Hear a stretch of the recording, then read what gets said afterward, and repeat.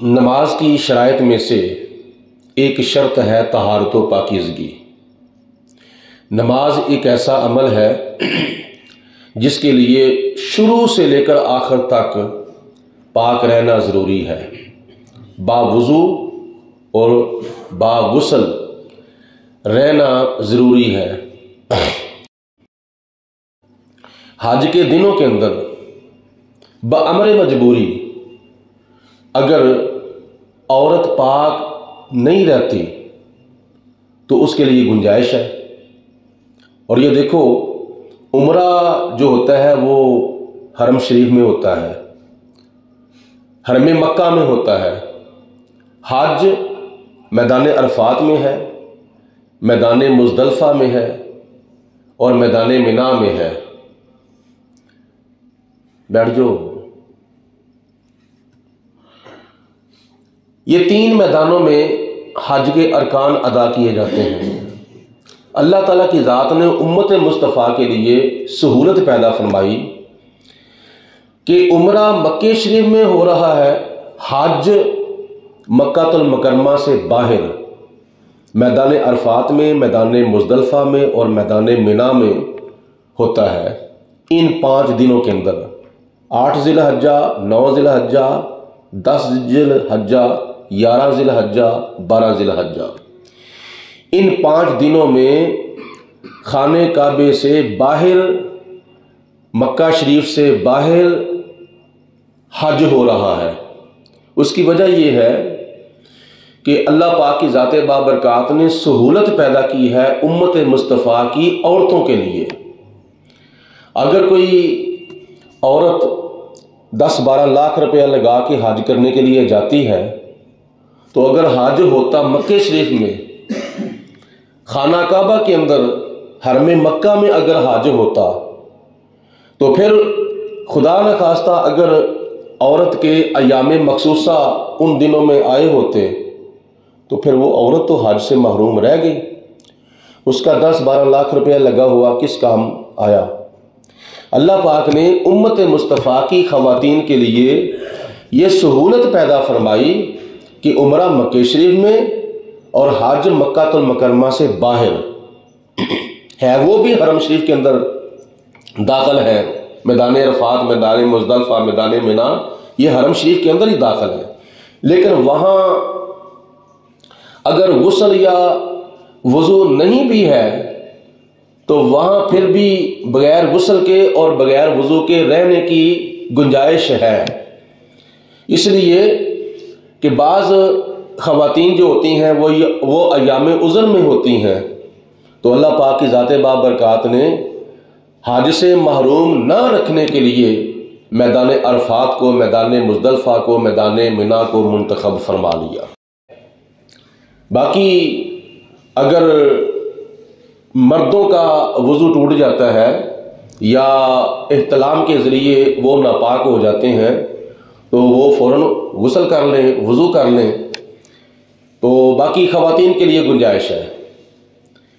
اسی طرح روزہ جو ہے یہ بھی اللہ تعالیٰ کی عبادت ہے، اور روزے کے دوران بھی بعض اوقات وضو اور غسل کی گنجائش ہوتی ہے۔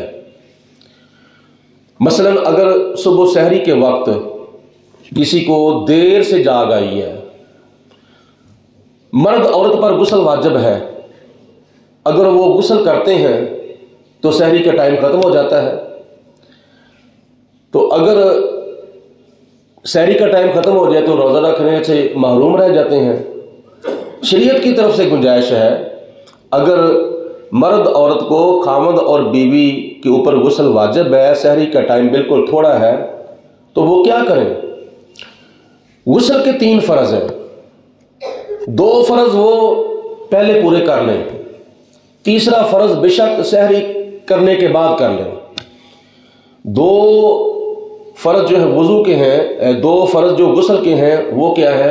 ایک فرض ہے کلی کرنا اور دوسرا فرض ہے ناک میں پانی ڈالنا۔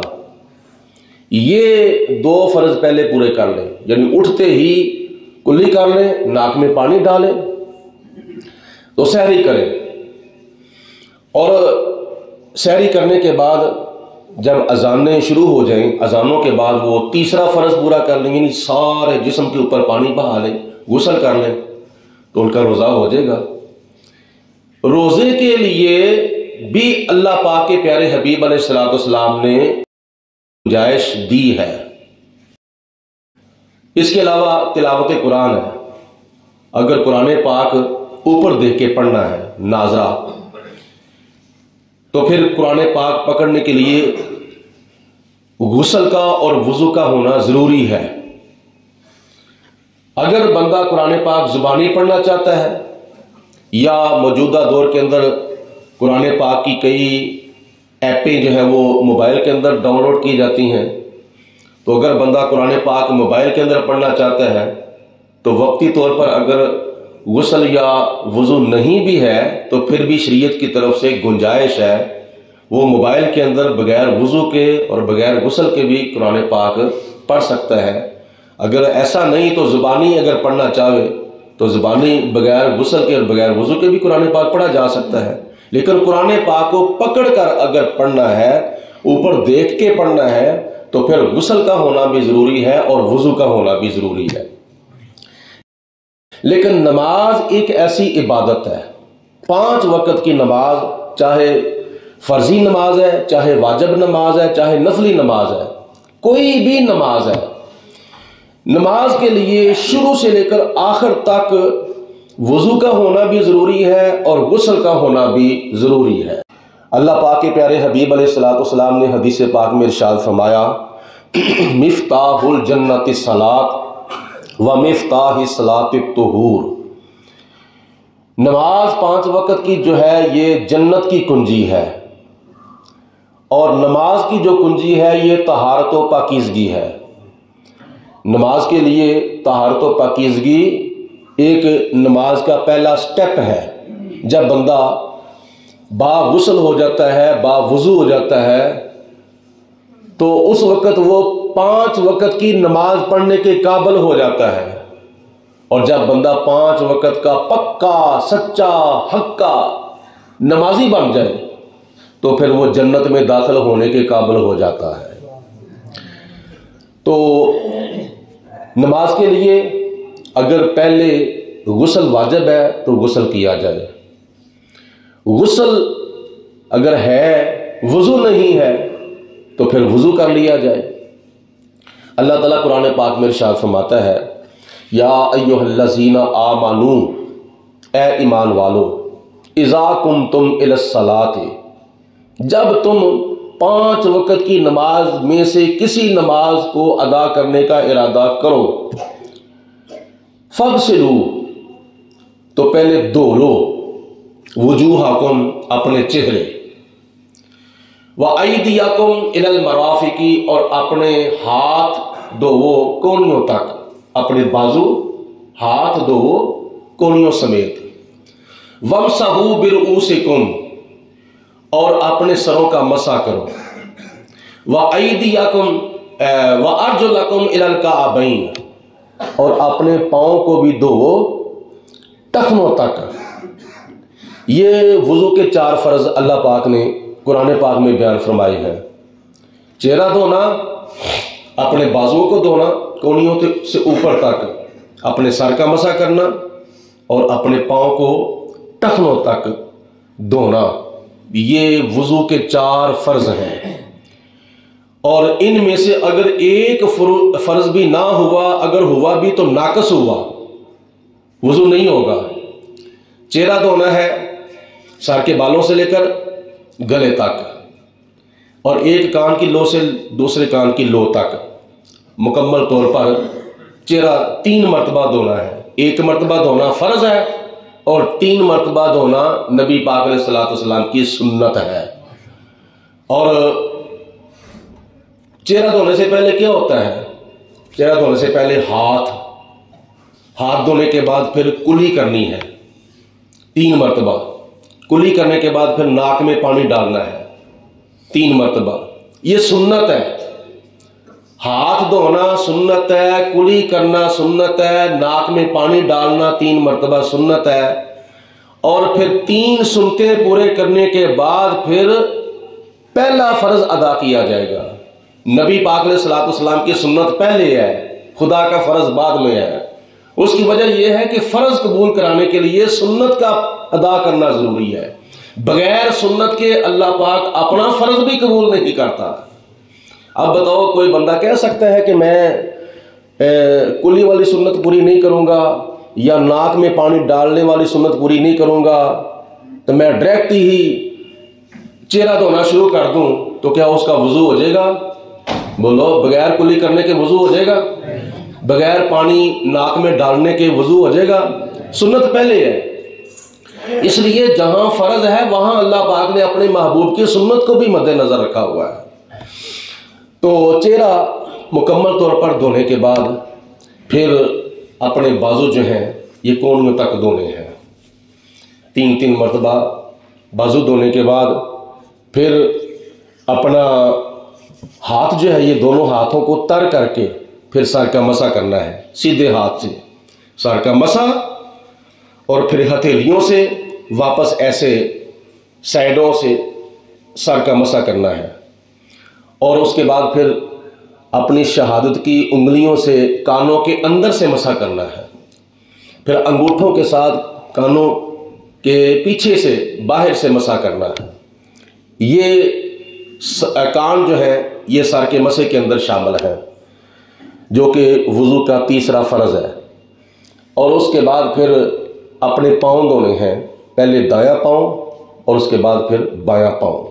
نبی پاک صلی اللہ علیہ وسلم نے ارشاد فرمایا کہ جو بندہ کامل وضو کر کے آسمان کی طرف چہرہ کر کے کلمہ شہادت پڑھتا ہے، اللہ پاک اپنی رحمت کے 8 دروازے اس کے لیے کھول دیتا ہے۔ کوشش کرنی چاہیے کہ زیادہ سے زیادہ وقت جو ہے وہ وضو میں گزرے۔ وضو کا ٹوٹ جانا یہ کوئی ناممکن نہیں بلکہ ممکن ہے، لیکن کوشش کرنی چاہیے کہ زیادہ تر بندہ حالت وضو میں رہے۔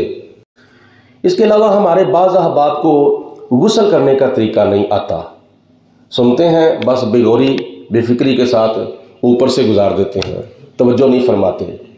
ہمارے کئی احباب جو ہیں وہ شادی شدہ ہیں، غسل کرنے کا طریقہ نہیں ہے۔ دین کے بندہ جتنے قریب ہوگا نا اتنی زیادہ دین کی معلومات ہوگی۔ جیسا کہ آپ نے سماعت فرمایا ہے کہ غسل کے 3 فرض ہیں، وضو کے کتنے فرض ہیں؟ 4۔ غسل کے کتنے ہیں؟ 3۔ پہلا فرض ہے غسل کا کلی کرنا، اور دوسرا فرض ہے ناک میں پانی ڈالنا 3 مرتبہ، اور چوتھا فرض ہے سارا جسم 1 مرتبہ پانی سے تر کرنا۔ تو پہلے دائیں کندھے پر 3 مرتبہ پانی بہایا جائے، پھر بائیں کندھے پر، پھر سر کے اندر سارا جسم پھر صابن وغیرہ لگا کے صاف پاک مکمل طور پر ہو جائے۔